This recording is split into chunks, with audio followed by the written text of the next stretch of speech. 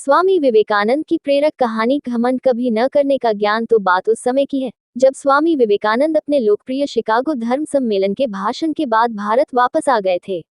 अब उनकी चर्चा विश्व के हर देश में हो रही थी। सब लोग उन्हें जानने लगे थे।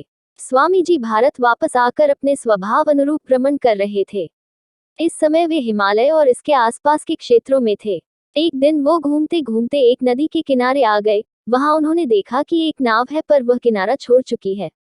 तब वे नाव के वापस आने के इंतजार में वहीं किनारे पर बैठ गए। एक साधु वहां से गुजर रहा था।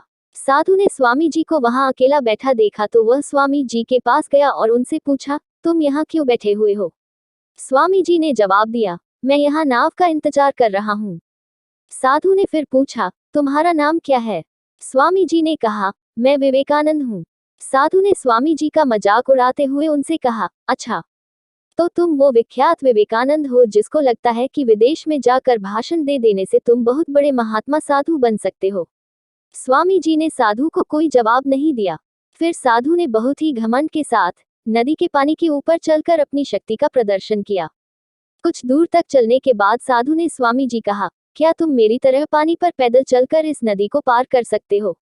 स्वामी जी ने बहुत ही आदर और विनम्रता के साथ साधु से कहा, इस बात में कोई शक नहीं कि आपके पास बहुत ही अद्भुत शक्ति है, लेकिन क्या आप मुझे यह बता सकते हो कि आपको यह असाधारण शक्ति प्राप्त करने में कितना समय लगा? बहुत ही अभिमान के साथ साधु ने जवाब दिया, यह बहुत ही कठिन कार्य था।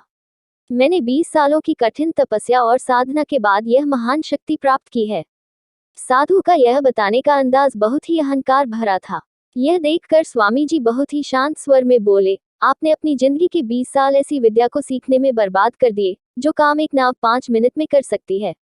आप ये 20 साल निर्धन बेसहारा गरीबों की सेवा में लगा सकते थे, या अपने ज्ञान और शक्ति का प्रयोग देश और देशवासियों की प्रगति में लगा सकते थे, परंतु आपने अपने 20 साल सिर्फ 5 मिनट बचाने के लिए व्यर्थ कर दिए। ये कोई बुद्धिमानी नहीं है। साधु सिर झुकाए खड़े रह गए और स्वामी जी नाव में बैठकर नदी के दूसरी किनारे चले गए। कहानी से सीख। इस प्रकार इस कहानी ने हमें बताया कि ज्ञान और शक्ति का सही प्रयोग आवश्यक है।